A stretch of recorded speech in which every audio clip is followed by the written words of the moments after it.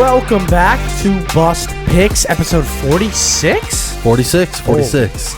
I want to do a little different intro for a second. Okay. MLB playoffs are happening. The Dodgers just lost Game 3 in San Diego. Yeah, that was a rough one. 20 minutes ago. Here's my raw reaction to this. I'm freaking out. I don't like what's happening. No, especially when you're going Game 4. Padres just need one to win, one to clinch. And that was our best pitcher. Yeah. That was our ace. That was the ace in the hole. He got shelled. I'm panicking. Yeah, The Dodgers are reasonably. hurt. And, I get it. We're probably not going to do it this year. I really want to, but we're hurt. It's not an excuse for one of the highest payrolls of all time. Yeah. And I don't know who to blame it on. I mean, the fact that there's no healthy pitchers left is a big concern 7 for the pitchers out. Yeah, you got the Dodgers bullpen is just wrecked. I just want to be good. But we expected one series win. Maybe not make it all the way to the World Series, but at least just one series win. I wanted a World Series. No, I mean, obviously you always hope for it. You always hope for that.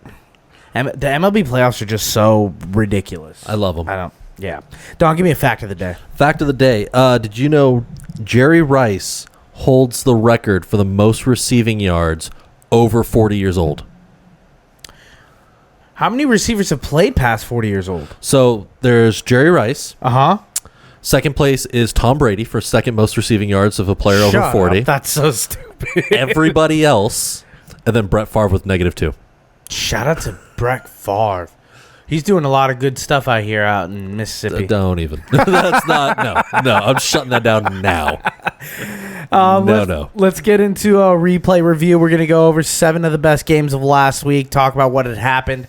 We're going to start with Thursday night game, Buccaneers versus Falcons Thursday night. One of the best Thursday night games I've seen in a long time. Yeah, great shootout, edge of the seat action. I'm so impressed with what Baker Mayfield has been doing this year. Yeah. He's slinging it. He's moving around the pocket. And yes, they did lose this game, but he showed That's not on Baker. That is not on Baker, and that's not on this offense. Another person I want to praise, Kirk Cousins, slinging it. Coming to form. Over 500 yards, broke the Falcons franchise record for most passing yards in a game. Yeah, on Matt Ryan's night, where Matt Ryan held that record. Darnell Mooney looked good. Yeah. Drake London looked like the alpha. They made Kyle Pitts look good for the first time. Kyle Pitts has one game every year where we're like, let's do gets that. You to buy in. Yeah. This is why we think there's talent. Yeah, there is talent. It's just I don't know if the effort's there all the time. That's true. Other than that, this division's going to become really interesting really soon. Yeah, I think there's some scrappy teams in here. Buccaneers, Falcons, we can see what they do. Saints, when they're playing the game they want to play, can keep up with almost any offense in the league. Their defense is still scrappy. Carolina's making some improvement, kinda. They need to figure out their rebuild, but they could at least put up 20 points now. I think we're not done seeing Bryce Young in Carolina yet. I think we're gonna see him. They need to get him off. He needs to get off this team. He played a little bit last week. Yeah, he needs to. Carolina's be gone. bad though. They might be the worst team in the league again. Yeah, but Bucks defense missing, or Bucks team in total, but it's mainly on the defense. 14 starters carrying injuries. I know it's really bad. It's rough. And I did say I thought Baker was going to collapse a little bit. He didn't. He's actually been really, really well. And yeah, Bucky Irving is showing flashes. He did fumble the ball, but the coaching staff was like, "We're going to hand you the rock either way." Yeah. There's confidence in the young dude. Young Hoku, just lights out. Steel heart. Yeah. Just out there nailing laser beam kicks. This is one of the best Thursday night games I've seen in a long time. Without a doubt. I'm not just saying that because I own Drake London in every single fantasy football league I'm in. You went all in on him. I felt it's been back-to-back years where I'm all in on Drake London, and I felt like a gold miner that's been at the same spot of the river just panning for gold and getting nothing, and I finally got a couple flakes, and I'm screaming into the wild. I was like, I did it! I struck gold! It's 2 flakes. It probably won't happen again. I mean, I don't know. I think Kirk consistently week over week has looked improving. He looks more confident getting his heel down on his back foot. He's coming around. I think the injuries finally subsiding completely. I'm happy because Yeah. when Kirk Cousins is doing Kirk Cousins ball, it is a fun time to watch. It is. We don't really have a lot of pure pocket passers like we did 10 years ago, and it's good to see all right, Kirk, Flacco, these guys are just out here slinging it from the pocket. It's really fun. I really enjoy it. Dicing defense is doing it. Jets, Vikings, the London game. Don, I know this is sort of a victory lap for both of us here, huh? A little bit.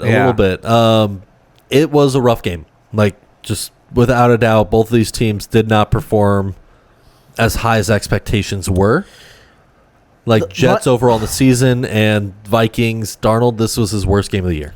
Yeah, but it's like a hurricane game for me. It's like it's a London game. Like I can only expect so much, especially teams that flew out there Friday night to play a Sunday morning game. That's a rough timeline. I'm surprised they didn't get him out there earlier. Well, the Jags and the Bears are there now. Like they flew out today. Yeah, and that's the best thing to do when you have that big of a time jump is get your team acclimated as fast as possible. I know we're going to touch on it later. Yep. Robert Saleh's last game as a head coach. Yeah. Didn't do a good job. No, not the best, but it was also on Rodgers. Rodgers, for the first time in his career, threw 2 picks in the first quarter. Uh-huh. First time in his entire professional career. He's done that at the end of the day with 3 interceptions. Breece Hall, all-time low, or second lowest rushing yard game of the season. I think that offensive line's bad. The for what he plays. O-line looks like they're intentionally being turnstiles. It's crazy. Yeah, it feels like the O-line's turned on the team. Yeah, I knew the Jets were really bad against the blitz, and I knew that the Broncos were really good against the blitz, and that's why they were able to shut down the Jets 2 weeks ago, and then last week the Vikings were number 2 in blitz rate. Mm-hmm. So I kind of already knew this matchup was going to be tough. I didn't expect the Vikings offense to be completely null. During the second half, I think a big part of that was Aaron Jones going down with the hip injury. Yeah, Aaron Jones is a spark plug for that offense. Whenever he is healthy, because he always gets 2 or 3 nagging injuries a year. But when he's healthy, he's, I think, one of the best spark plug running backs in the league. It's Ty Chandler's time now because that hip injury is apparently going to not land him on IR, but it's week to week listed. And they're on bye week this week, so we're going to see what happens there. I do think he's going to miss a game or 2. Yeah. But considering you're undefeated at the moment, let him get fully healthy before he gets back on the field. I didn't expect this from the Vikings. I did think they were going to win this game. The Jets, I don't want to get too into them because we're going to talk about them later, but I will say this. Garrett Wilson had a great game. 22 targets. It's really hard not to have a great game when you have 22 targets. Yeah, if you're getting fed like that, you have to put up yards. Defense was getting flagged like crazy on the Jets, and Sauce Gardner got a little banged up. So I wanted to see like the prime JJ versus Sauce game, and I didn't really get it as much as I wanted it to. Yeah, I think it's a matchup we'll definitely see again. That shouldn't be that much of a concern. I mean, we're only going to get them every 4 years because they're in opposite conferences. Yeah, but this could be no. I was trying to think of an outside route, but I'm like, no. Unless Aaron Rodgers is the best head coach of all time, which we're going to talk about. We'll see. Yeah. Let's go into Bills-Texans. Quietly one of the better games of Sunday. I say quietly because even though it was on Red Zone and I had it on TV, there were so many other electric games going on, like the Colts losing to the Jaguars or another game that we're going to talk about in a few seconds. I didn't really get to watch this game as much as I wanted to. I had to rewatch it. Mm-hmm. And on my rewatch, I figured it out. Josh Allen really is the tale of two cities every time. He's either pure Josh Allen or pure like, damn, Josh Allen, like, what are we doing? Yeah, I think the Texans figured out the Achilles heel for this offense. James Cook got it going early in the beginning. Very good. And they just said, okay, keep running it. We're just going to keep blitzing you. Yeah. Texans blitzed on, I believe, over 40%, just over 40%. Throughout the game. Josh Allen against the blitz this game, 1 for 14, 0 for 6 in the first half. Like, he just could not get it going through the air at all. Another thing they were doing is they were disrupting the inside receivers, which he likes to go to. He wants that quick hot route. And they were just like, no, you're going to have to beat us with Coleman on the outside, which Coleman had a big play. Yeah, and they started to get a little steam going. But Stephon Diggs was having a good game, and C.J. Stroud had his moments where he was like pointing to the sky, doing his little emotes. I'm not. It's very easy for me to hate C.J. Stroud. I like him. He's a California guy. He grew up down the street from us. Yeah. He's a cool person, but like he's also a Texan. He's a rival of mine, and these little like flashy emote things that he's doing mid-play, I'm already getting kind of sick of them. He's building a brand. He's just building a brand right now. He's trying to differentiate. Also, Nico Collins getting hurt is not ideal. He needs to sit out this week. Hamstring injuries, if you don't treat them quickly, bad. They linger for a season. It's either you miss a week or you have it lingering for the next 5 weeks. Yeah, Nico Collins has quickly shot up my receiver rankings where I'm like, this guy's might be a top 5 receiver. Yeah. Yeah. In a very crowded receiver room, he has proven he's the alpha, which the Bills need. Like the Texans. No, the Bills need an alpha. Yeah, need an alpha. Like the Bills need to go after. Because I don't think Keon Coleman's it right now.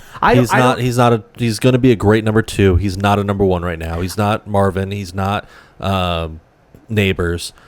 Because the Bills are paying so much for Von Miller, they can't really afford to go get Devontae. But Amari Cooper's on the board. You can go get Amari Cooper for cheaper. And he is a bona fide 30 one. years old. He gets paid $19 million a year. The number that Bills can make it happen if they wanted to. It's just, do you want to get rid of a second-round pick?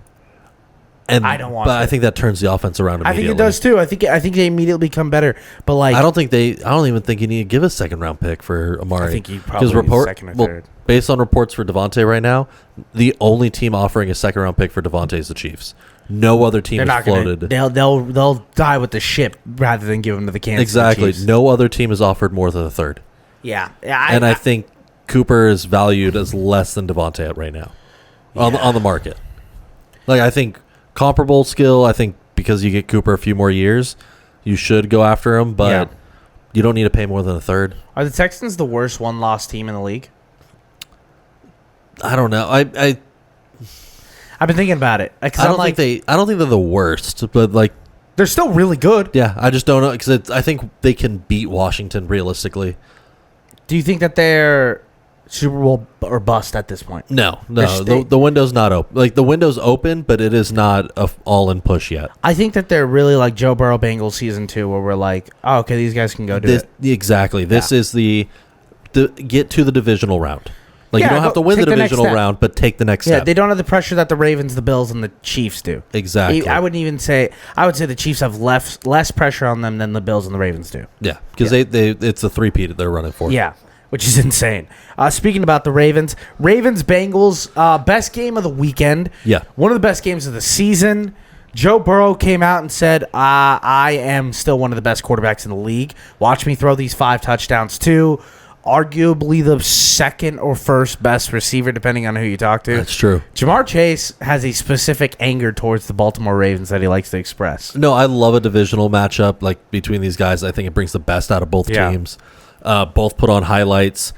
I was sweating this entire game, which I love out of a game. Yeah, we haven't talked about this. We live together, but we've been like purposely not talking about this game.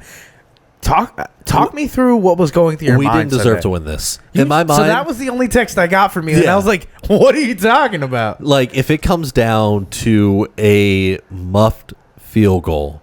Can I tell you something? Yeah. So he lines up for the kick. I put a lot of money on the Baltimore Ravens when they were plus money live.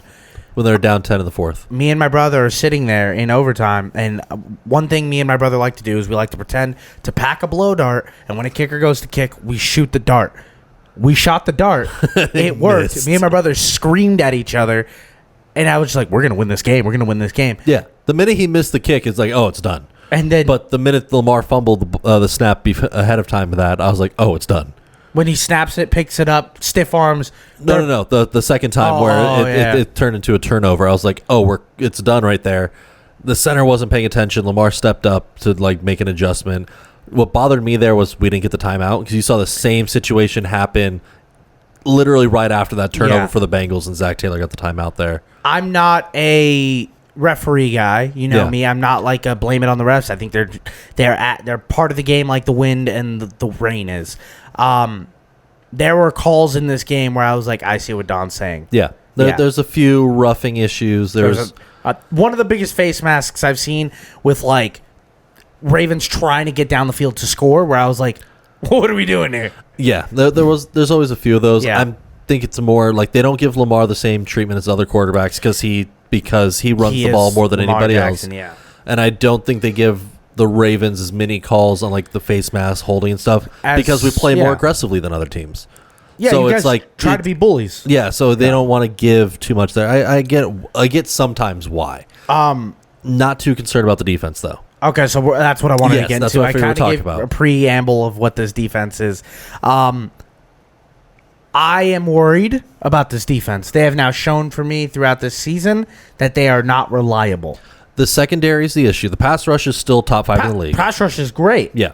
The secondary is an issue, but if you look back at when we've had defensive coordinator shifts when we had Mike McDonald, who turned it around last season, number one defense in the entire league. Mike McDonald had every year he was a defensive coordinator had a top 4 defense. Through the first 5 weeks, 2022 of McDonald when he took over, they had a 3-2 record, like Ravens do now.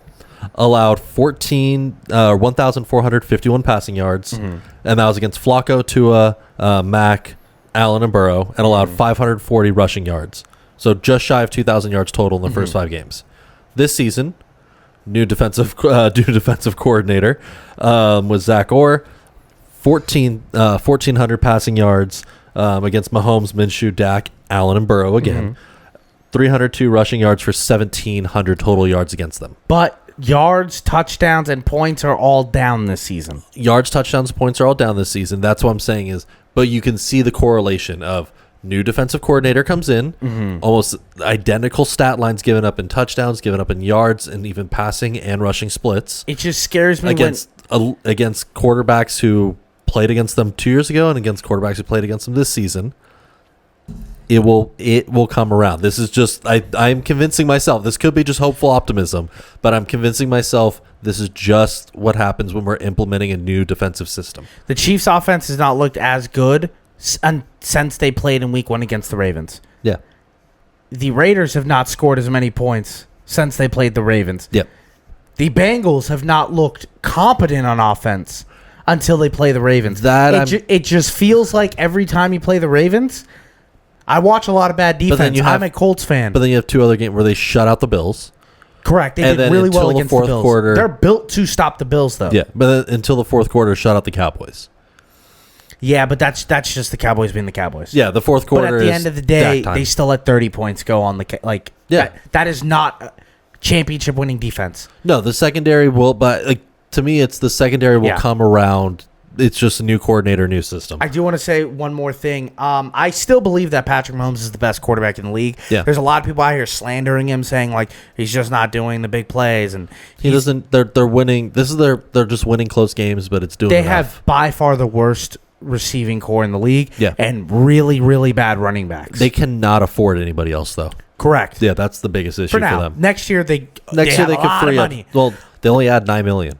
Not based on restructuring contracts. Yeah, they could do a whole lot. They open up more. a big window. They can free up like $42 million or something like that if they go all in for it. Yeah. Bengals defense fully cooked. Yeah, they're bad. Yeah, no, they're bad. 70% completion rate, second worst in the league, getting only 6 sacks, 7th most first down conversions against them. I think that's what's holding. They're bad. I think that's what's holding this team back the most. Well, Joe Burrow said after this game, he's like, "We're not a championship level team," and they're not. No, they're not. They're not. And I thought they were going to be better this year. I thought that defense was going to sustain, but they lost a lot of players, and I thought the coaching was going to be able to make up for it on the back end. They weren't. It's a bad secondary, which I feel like is a trend in the league right now.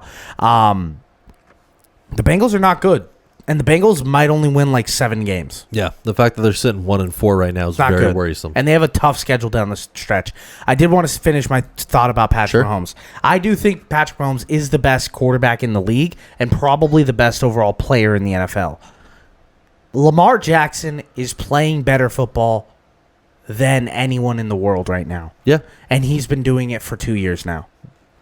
What Lamar was able to do, fumbling a snap, picking it up, spinning, stiff-arming a player, finding Isaiah Likely, which is tied in number 1. I want everyone to know that.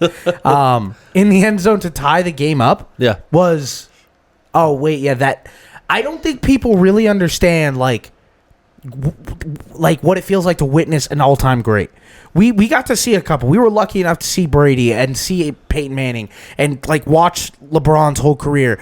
But very quickly and very soon, you lose those players, and you're like, I miss them. Yeah. I think we only have 2. I think sometimes we get 3 with Josh Allen. I think right now we get Patrick Mahomes, and right now we get Lamar Jackson. And every Sunday I'm so happy I get to sit back and be like, what are you going to show me today, Lamar? Yeah, and they always do something crazy. Awesome. Their athleticism and knowledge of the game is second to none. Bengals are cooked, though. Bengals are in a bad spot. Cardinals, Niners. I really only have one big note, and this is going to be a direct clip that I'm going to send it to my brother. I took a nap during the afternoon games. I'm sorry, I had to. I took a nap for the first half of the game. I made my bets, went to sleep, woke up. Cardinals were down by 10. Yeah. Didn't know Jake Moody was hurt. I saw the plus 1100. I turned to my brother and I go, I think I'm going to live bet the Cardinals money line. He goes, don't do that. They look bad. I said, okay, I won't then. Only to watch the Cardinals win, and now I hate him. Now I hate him with all my heart and guts because instead I put all my money on the Rams to win. Cardinals defense stepped up. That's really what it was here. 7 trips to the red zone for the 49ers turned into 1 touchdown. They had 4 within the 10 and could not convert. Like, it feels like the 49ers, they have a team that can compete. They have an offense. But when it comes to the red zone, it lives or dies by McCaffrey's health. Isn't that crazy? Yeah. Like their entire offense is built to get McCaffrey within the 10. It's almost like Shanahan doesn't know how to build a cohesive. No, that can't be true. No, I mean, he can build an offense. This is still one of the top offenses that has weapons galore. It's just Something's not clicking. Whether it's Brock not being able to get the short yardage situation with, like, when you have the red zone there. Is Brock bad? No, I don't think Brock is bad. Like, this is the first time in his career they scored this few points. This is the first time in his career that he's got to step up a little more than average. I mean, he did it. He does it in playoffs, but in the regular season, he needs to step in week in, week out. He's always had multiple players that he can rely on more, but Brandon Ayuk clearly is still coming into shape. This is his first breakout game this season. And Deebo Samuel, where he'll disappear for a little bit and show up for a little bit. George Kittle's arguably one of the best tight ends in the league still. He's awesome. Without a doubt. That defense is not what they used to be either. They're kind of suspect at times. A little bit. Kyler is healthy, and I think that's the message that we're missing. Kyler, when healthy, is a great quarterback. Yes. He's a guy that, like, I was very early in on Lamar from high school. You know another guy I was really in on? Kyler, and I love Kyler so much. And I've always seen this ability from Kyler. It was always going to be like, all right, he does need the weapons and he does need the coaching. He's not going to be able to do it by himself like Lamar or like a Patrick Mahomes. But when he does have something, he can go out there and make a play where at 6 yards away from the line of scrimmage, he's throwing deuces and houses it for 50 yards for a touchdown. Yeah. That's what he does. No, he's one of the fastest players in the league. You could tell the arm talent's there. Like, Kyler's amazing there. At the same time, I think one of the biggest things is you can give Connor the ball within the 10 and not worry. Like, he is gonna run through a brick wall to get you 4 yards. Connor does and there's very few running backs you can trust to that level. Like that Frank Gore end of career, I'll get you 3 every time. I thought Benson would be a little more used in this offense. They don't touch him at all. They are ride or die Connor. I mean, he's proven it though. He does everything in this team. Like pass blocking, pass catching, consistent run game, doesn't let go of the ball. How do you feel about the Cardinals moving forward? Cardinals moving forward, I think this defense will still be an issue. Yes, they did step up this week, but they are still 27th in points allowed. Like, they are one of the worst teams giving up points and yardage. Very surprising they are able to keep, but it's a divisional game. These divisional games get weird. Isn't it crazy that you just have to be like, the NFL is weird, where it's like, oh, everything that you learned from the past few weeks, throw that out the window 'cause it's Sunday now. Yeah, it sucks. Really what it is sometimes. So awesome. But they still have one of the worst run defenses and one of the worst tight end coverages in the league. But they have the ability to shoot out now, I think, with Marvin Harrison. Even though he was very minimally used this game, between him and Trey McBride, they have the ability to keep a shootout going with most teams. Cowboys, Steelers, the Sunday night football game that would never start was a lightning delay. A lot of people want to sleep. Really low-rated Sunday night game, even though it was a Cowboys-Steelers game. I mean, it ended at 1 in the morning on the East Coast. Most people on a Sunday night where most people had to get up. Justin Fields missed a lot of targets. I get it. There were a lot of people were crediting with like the turf being an issue and like them resting right before kickoff is when the rain delay and lightning delay started, so they were already warmed up, and I feel like they weren't revved up enough at the time. Still not a good enough excuse for them being this piss poor on offense. And Dallas might be bad also. I think if Dallas was in the AFC, we'd be talking about them like the Bengals. I think in the same tier. They had so many problems executing basic plays. Like you saw Dak fumble and get 2 picks. You had a blocked field goal. Like those are procedural errors. Yeah, it's coaching errors. That's coaching errors. That's quarterback error. That's stuff that should not happen out of a team that is quote unquote all in right now. Isn't that weird? They're like the least all in looking team I've ever seen. Like Rico Dowdle this game. First 10-yard carry for the Cowboys since Week 18 last season. You're a Rico Dowdle believer. I am, but like I think he should be the number one. It's not that I'm trying to tout Rico Dowdle. I agree with you. Yeah. I still don't think as a number one he's good. I think he's top 24. I don't. Like I put him in there. I put him in that realm. I still think Chuba Hubbard's better than him. I think he's better than Swift. Yeah. Yeah, better than Jerome Ford right now. Well, Nick Chubb's coming back. I mean, we'll see. Like, I'm worried about Nick Chubb's health personally. But yeah, the fact that they are not able to get a consistent ground game going, it's like at all there. It's all on Dak's arm, and Dak makes mistakes. I think this is. I would consistently put Dak at around like the 12, 13, 14 quarterback mark, and I think this is officially the first time where I can say I think he's directly 16. I think he's perfectly what the middle of the quarterback is. Half the time he's really good, half the time he's not that good. No, he'll hurt you the same amount that he'll benefit the team. Which is weird because you just paid him $60 million a year. I don't know. On the flip side, on the Steelers though, Pickens, they just did not scheme for him at all this game.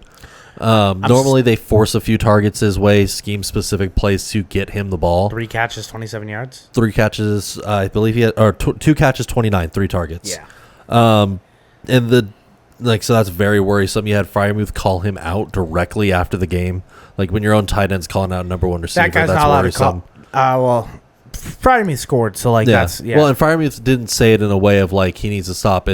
We're playing a game. You need to focus and do the hard work, whether or not you get the ball. This was always George Pickens, though. Like this was who he was in Georgia. Yeah. This is who everyone knew who this was outside of the draft. He's a character, and that's who he's going to be. Yes. He wrote "kill everyone" or something like that on his face. On his face tape this week. Always kill them all. Kill them all. It was just then this week it was always effing open. It's like, what are you doing, my guy? Yeah, it's. Like he's trying to create a buzz around him, but he's not executing on the field whatsoever. Last second game winner, Dak Prescott on 4th down throws a missile to Turpin. Yeah, Turpin. To win, crushes the Steelers, and in a way, kind of validates the point that you've been making for a while now, where you're like, because that's a game I would tell you Steelers win somehow. They should win that game with how much they can bog down on defense. Yeah. Their defense got exposed to me this game. I think so too.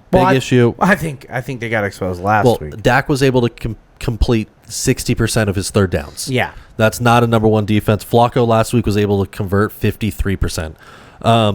Early pressure on 1st and 2nd down to me, like they're able. Like it's no doubt that they're able to get to the quarterback. Yeah, I mean, but they cannot do it on 3rd down.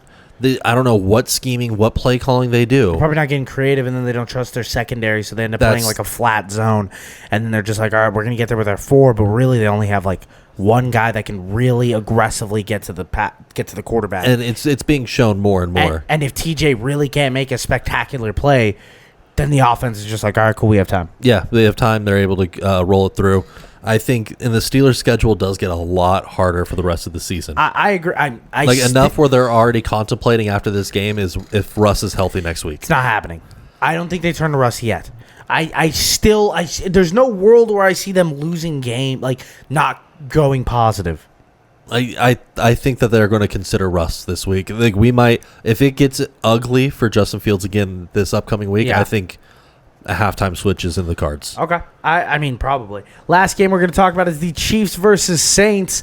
The Chiefs versus Saints happened on Monday night. It was an interesting game. I think I'm correct about the Saints, and I think we're very different on this. I think the Saints live or die, like their offense lives or die by can you get the deep ball going. Because when they're able to hit a deep pass consistently, they're not even consistently, but just 2 out of 5 times, this offense lights up. But the Chiefs defense is able to scheme out your number one. Olave just was not there whatsoever. Irrelevant. You wouldn't even know he was playing. 3 targets. Yeah. That's all he got all game. And they're able to stuff the run.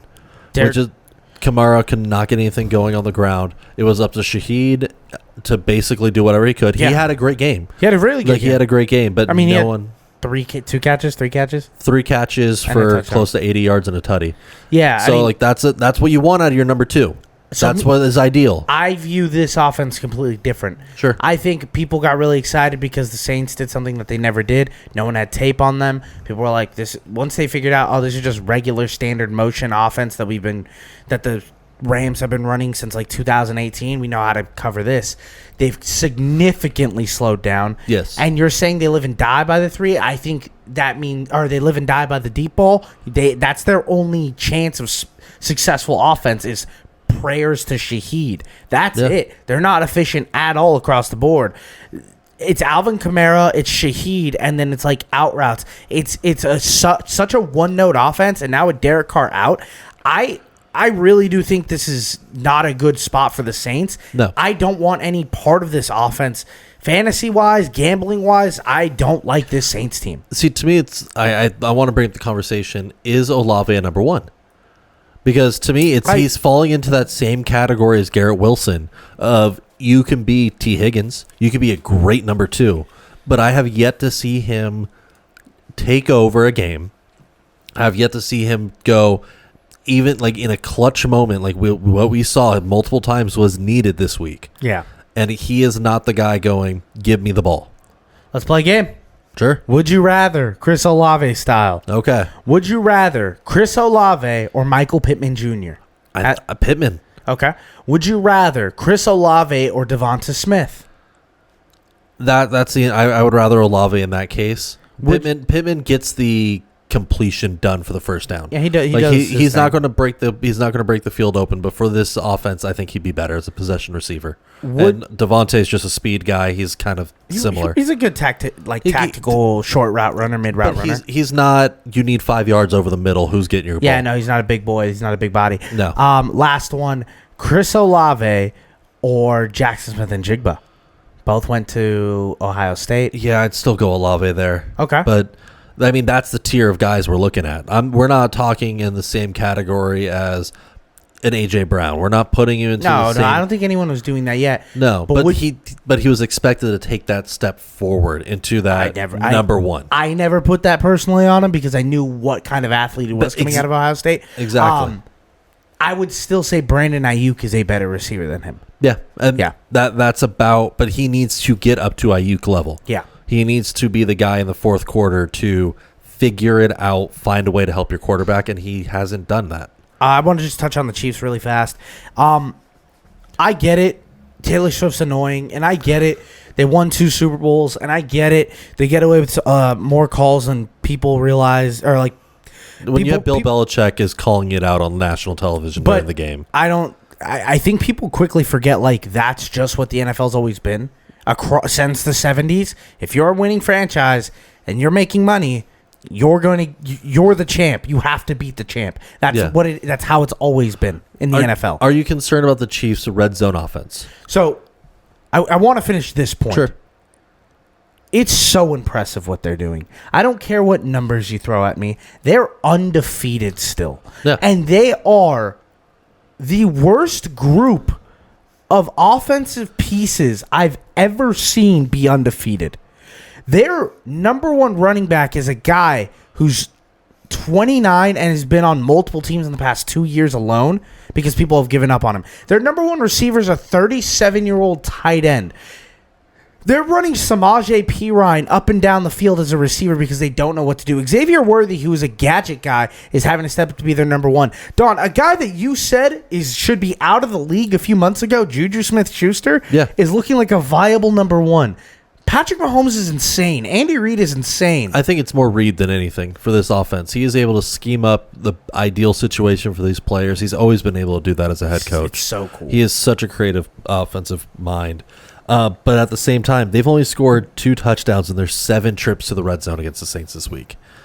Yeah, I Like mean, they are that's- living and dying by the field goal. That's why they're not. None of these wins, like even this one, where it's their first win of the season by more than 1 score, Yeah, not convincing. Like this is an alpha team. they're not blowing.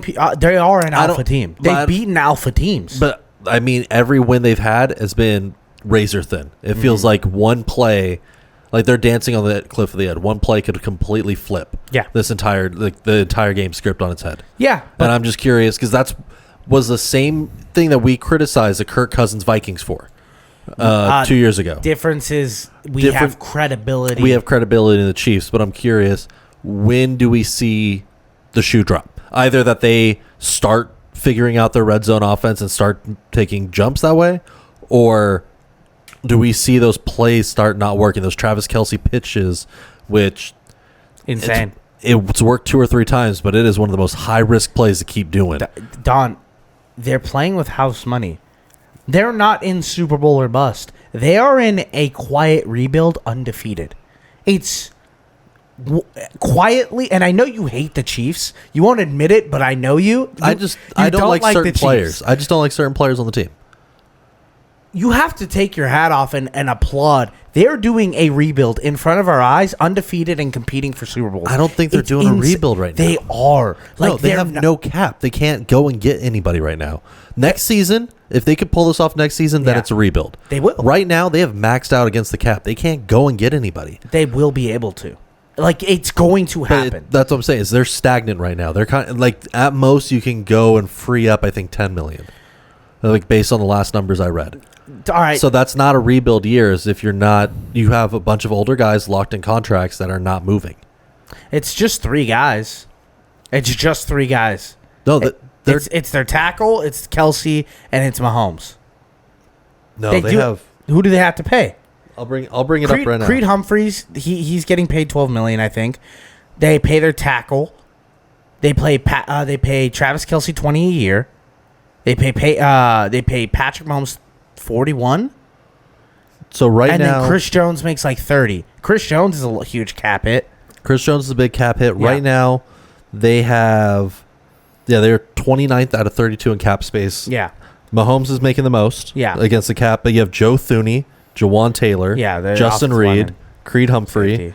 Michael Donna. Like all of them are over $4.5 million a year right now. Correct. The number is 10 though. The number is 10 million for where Then you have Justin Reed, Travis Kelce, Jawan Taylor, Joe Thuney, Yeah. and Patrick Mahomes. um You have the most penalized player in the entire NFL making that money. on Colin Cowherd, they do this segment with Nick. I forget his name. Nick, and he's a Kansas City Chiefs fan. And he broke down the math of where the Kansas City Chiefs are going to be at, and next year they're going to be over $40 million in cap. And he was just literally talking about like they're in a rebuilding process, and how they're able to do this is so insane. And I was just sitting there and I was like, yeah, it's insane. And I kind of just want to applaud the Chiefs. They don't have to win the Super Bowl to still be like that was a winning season. Yeah, And that's true. insane. But I don't think the rebuild starts like they have Hollywood Brown is $7 million against the cap and he's out for the season. He's not out for the season. He can come back at the end of the year. We'll see. I think injury wise, I don't know if he does. Yeah. Yeah, and then you still have. Oh, Well, then they cut him, and then they get their $7 million back. That's. they can't. They get their $7 million back at the end of the year where you can't get anybody. Yeah.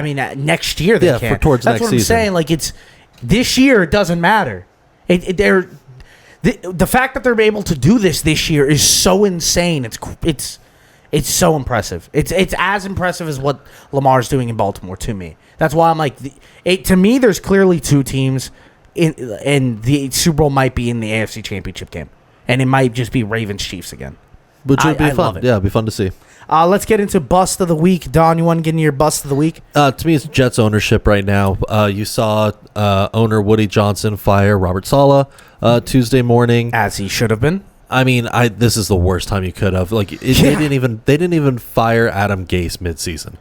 Like that's how bad. Like I think the ownership is Wasn't handling Robert it. Saleh like 20-36 as a head coach or something like that? With Zach Wilson for 2 seasons. Yeah, I was a And- Robert Saleh guy. Yeah, but it's 100%.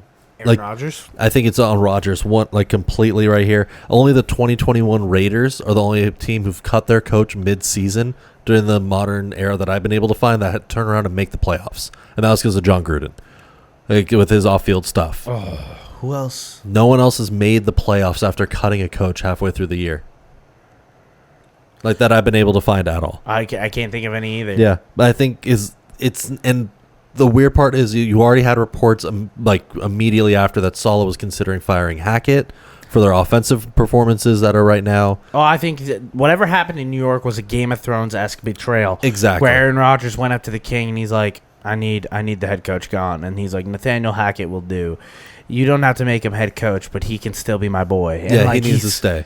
And this is Rodgers 100% making a power move in this team in my mind, and that's not who I would want to bet on right now. Don, this is me giving you your congratulations. You have never nailed a situation more correctly than what's happening in New York right now. It's scary for the future said, of this and team. I quote, the Jets aren't going to be good. What a hot take.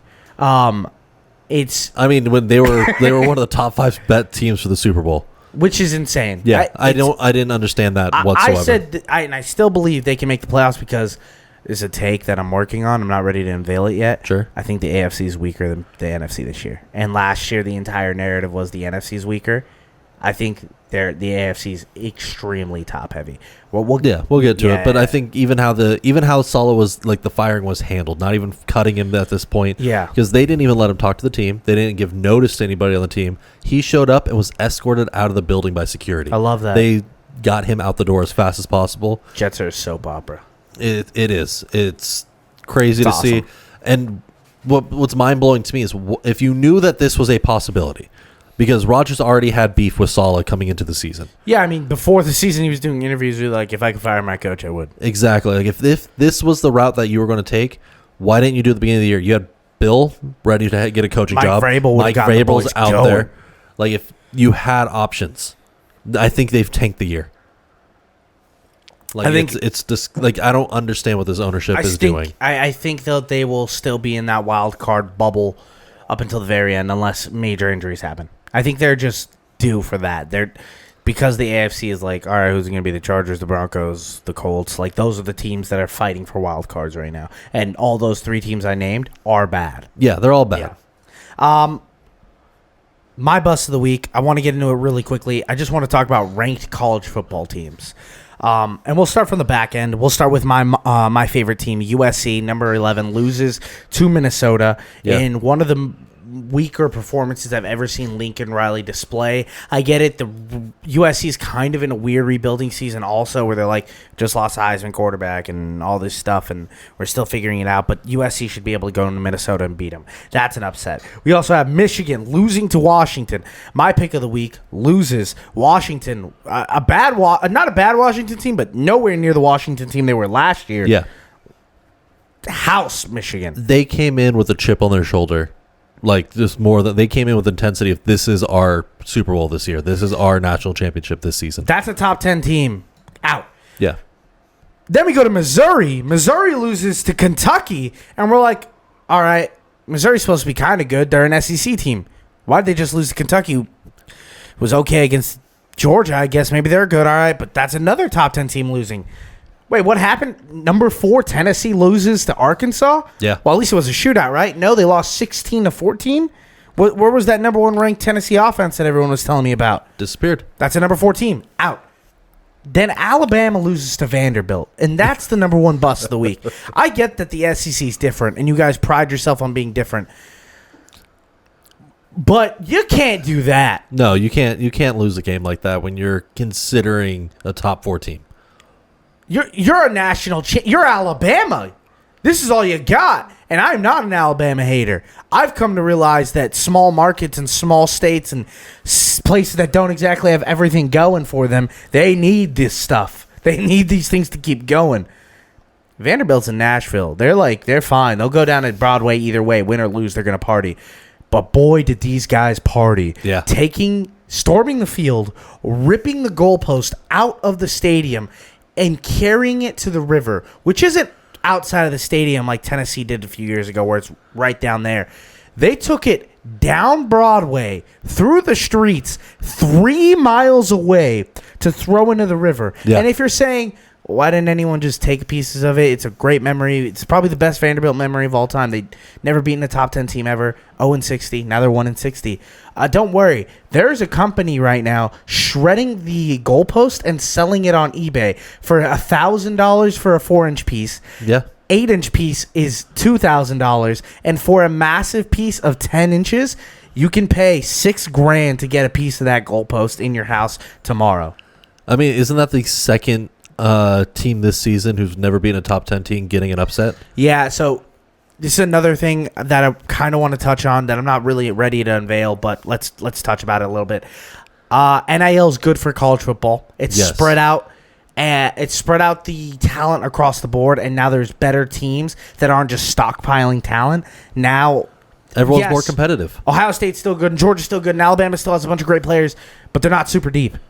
Yeah. And they kind of have to play their players. And now Vanderbilt has, like, a good quarterback, and they have a couple receivers, and there's guys at Washington State and Washington that are like, we're ready to play.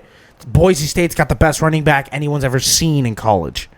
Yeah. Ashton Genty, who has got 1,000 yards on 90 carries and 16 touchdowns. If you're not watching college football this year, this is the weekend.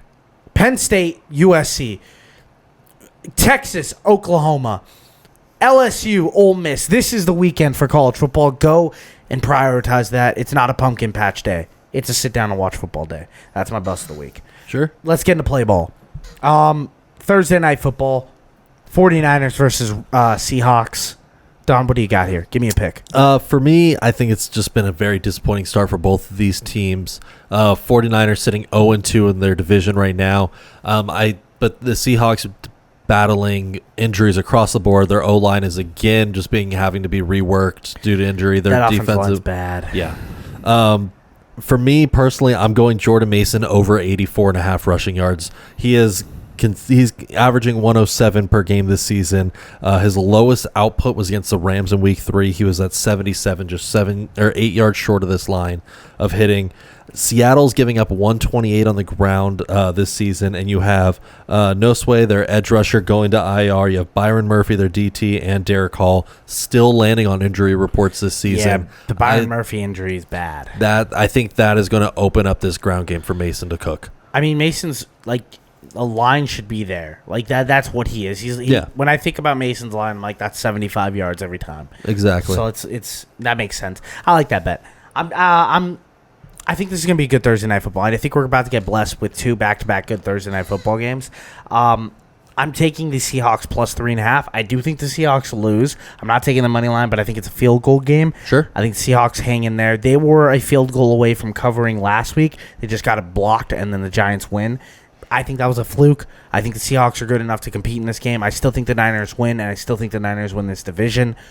Give me the points, Seahawks. I'm not mad at that at all. Gino has been cooking when he's able to get time. Gino's This offense pretty is good, still man. good. Yeah. Jaguars, Bears. Jaguars upset the Colts last week in a Joe Flacco masterclass. God, he's awesome. But Jaguars win. Trevor Lawrence shows that Brian Thomas is really one of the best rookie receivers in the league. Yep. The Bears also had a great game. Yeah, I think Williams had his best game of his career right now. Caleb Williams is really good, and DJ Moore's starting to cook, and I think they're starting to figure out that offense. Yep. Starting to know how to use DeAndre Swift and Roshan Johnson in the right timeshare. They're going to London, though, so everything that we just said gets thrown out the window. Nothing matters in this game. What do you like?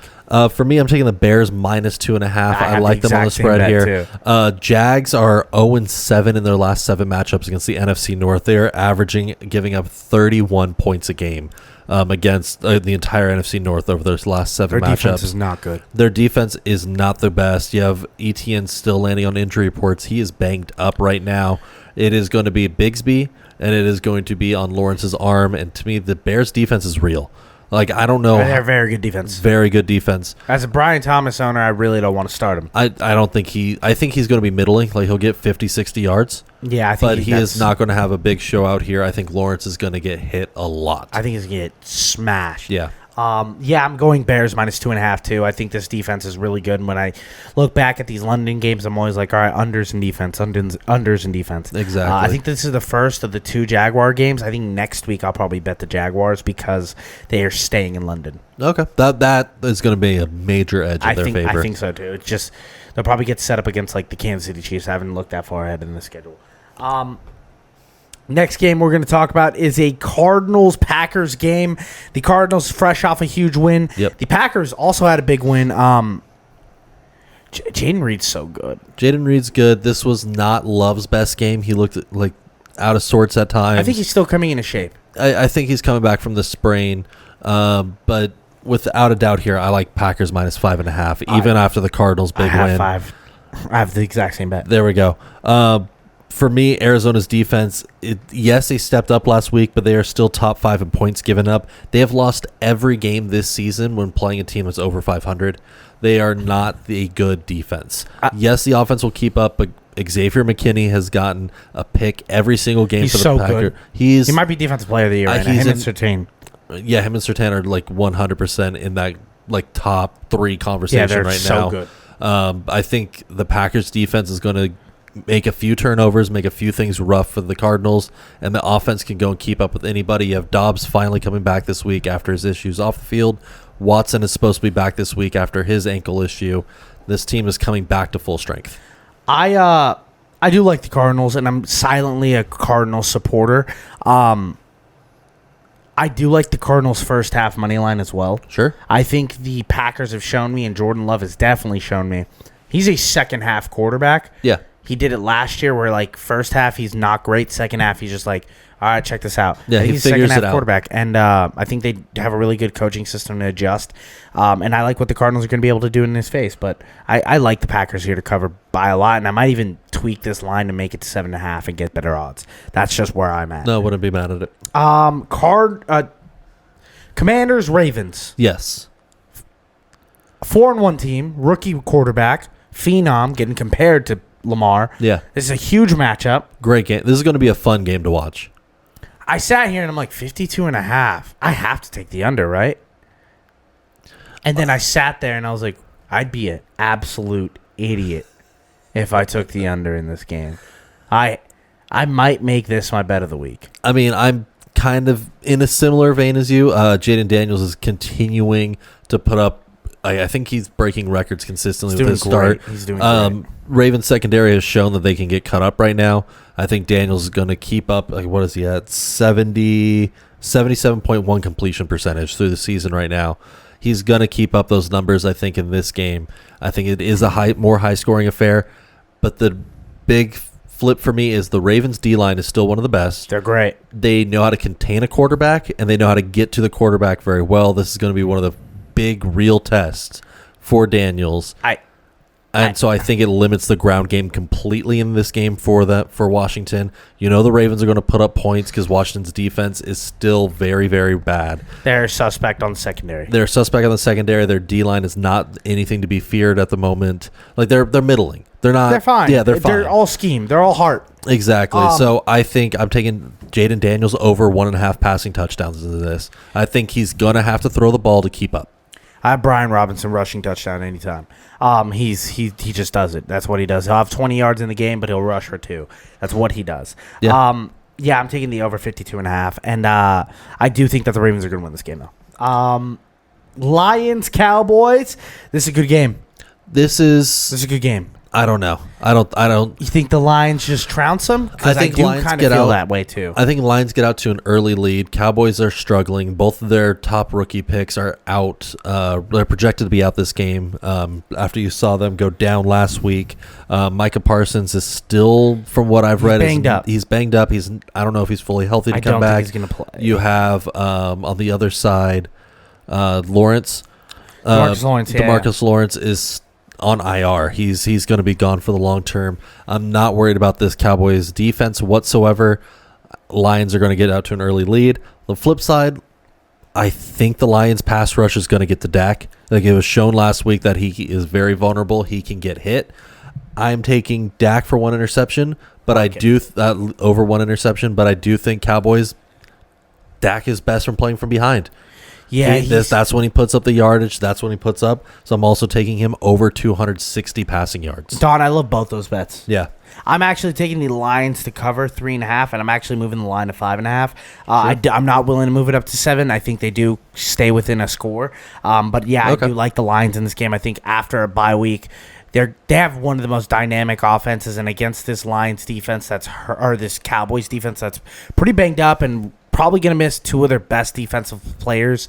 I think it's just going to be bad, and that defense is not the same without Dan Quinn. Dan Quinn is a very, very good defensive coordinator Yes. and maybe a really good head coach. I think he's a great head coach for developing players. Yeah. Like he is one of the best for that. He should be knows how known to as like one of the rebuild coaches. He knows how to scheme and put his players in a really good position. 100%. Not last game, second to last game. It's the Sunday night game that we wish could get flexed, but due to TV rights, we have to watch this game. It's the Bengals versus Giants. I don't want to watch this game. I think we're going to get a bad Bengals offense this game. I think we're going to get a middling Giants offense this game. Give me the under, 48.5. I get it. Jamar Chase is really explosive and he can pop off anytime. Yeah. I just don't see this game being 27-20. You need more than that to hit the over, and I don't think we're getting that. So I'm going head to head with you on this one. I'm taking the over in this. You're insane. You like chaos. I love chaos here. We saw Danny Dimes be able to slice up a defense last week, and now he's getting neighbors back. We know the Bengals defense is bad. They are going to be able to score. I think the Giants offense is going to be able to score points and put up the big play consistently. Can I give you a stat? Sure. Sunday Night Football. Guess what the over-under is right now? What do you mean? Guess how many times the under is hit in Sunday Night Football this year? Through 5 weeks, I think 4 out of 5. 4 out of 5. Yeah. I'm still. I think it's due. I'm still sticking with it. I'm sticking with my logic here. I just see the trend. I see the money. Money is picking over. I think this is going to be a weird, fluky game with some turnovers. Giants O-line is still not the best. You have Sam Hubbard on the Bengals being one of the top pressure rushers in the league right now. But the Giants' front seven are still top 7 in the league for getting to the quarterback. Burrow's going to be landing on his back a lot. You might get Malik Neighbors back too. He's projected to be back. He's already back at practice. I think that these offenses can both score with the big play, and these defenses can create a lot of turnovers. I think this is going to be. I bet on the side of fluky mess. But I'm taking the under. I have to take the under. Sure. You take the over. Bills Jets Monday Night Football. They want me to take the over in this game. It's only 40. I know the Bills can score. I've seen them score 30 in primetime multiple times. Yeah. And the Jets, they just lost their head coach. And I'm supposed to rely on their defense, but I'm sinking in it. Okay. 40, I'm taking the over. Sure. They want me to bet the over, and I'm gonna fall right into their trap. I'll eat the cheese. I'll fall into that little trap. Me and my little mousiness. I'll get it. I don't care. Don't care. For me, I think typically when a head coach gets fired, the team does majority. I don't have the exact stat, but the majority of the time, teams do rally to support, and they end up coming up with the win for the week right afterwards. I thought about that too. Hungry dog runs faster. Yeah. And I was thinking about maybe we just do a little Jets money line, maybe a little sprinkle. I'm not mad if we go in that direction. At the same time, Bills defense is giving up the run. They are one of the worst run defenses on the league right now. They're bad. They got cooked by the Ravens last week. Cam Akers went for 4.7 a carry last week. Yeah, Cam Akers looked awful years ago, like last year in LA. And now he looks competent. He looks good. For me, I think this is a get-right game for Breece Hall. 52.5 is his passing yard line, or his rushing yard line right now. I think he blows this out of the water. He's the first 3 weeks, he covered his rushing line, and then he fell off against Denver, and then he played Minnesota. Those are his only times he's hit the those two defenses make sense on why you hit those the are really run. good defenses. Those are really top good. 5 I think this is a return back to form for Breece here. This is a get right. That's a great bet, Don. At the same time, Jets are 27th handing off the ball this season. They just do not do it often. I think after you fire a head coach, you're going to play a more stable game. Roots. You're going to go back to your roots. This is a Breece. This is a Braylon Allen game. I'm really worried as a Braylon Allen owner in a lot of fantasy leagues where I'm like, how is this offense going to lean? Because if you're smart, you hand the ball off to Breece Hall 1,000 times. give him 15 to 18 carries, and I think you'll be in better shape than you have been. But it's undeniable that Braylon Allen has juice. Yeah. Without it, I think using him as a 1A, 1B, but you need to flip your passing metrics. Rodgers has not been throwing the ball well. Be a run first team, and then play action. That's what this offense needs to turn into. Don, I have a very special question of the day. Okay. Deshaun Watson. Oh, goodness. Deshaun Watson's bad. Yes. In the words of Stephen A. Smith, if he was arrested for being bad, I wouldn't be mad at him. He might be. So I want to play a little game with you. Sure. A little would you rather. Oh, goodness. I got 5 quarterback names. Okay. And I want you to be serious here. All right. You have to start either Deshaun Watson on the Browns Okay. or this quarterback. Okay. We'll start on with the Browns as well. On the Browns as well. Okay, just one for one. Huntley. Would you rather have Huntley or Deshaun Watson? Huntley. Huntley was on the roster and got cut. Yeah, but even then, I think it was just Huntley looked awful. He's looked bad. Huntley looked better in the game too with the Dolphins. That is a very tough offense to learn in Miami. It's just throw the ball 2 yards on a bubble screen to your 2 receivers. It is all timing. It is all timing routes. Zach Wilson or Deshaun Watson? I think Deshaun Watson there, but the chaos part of me wants to bet on, hey, I don't. If you're still thinking about this, then I'm like, okay, you're gonna clearly pick everyone but Deshaun Watson. It's more. I'm betting. Are you betting on the Sam Darnold turnaround, the Baker turnaround, Geno Smith turnaround, getting to a new team and figuring it out? I mean, can you bet? Can you bet he does? Zach Wilson does the same? No, I don't. Right now, I'd still pick Deshaun Watson over these two. Okay, I think Huntley, but.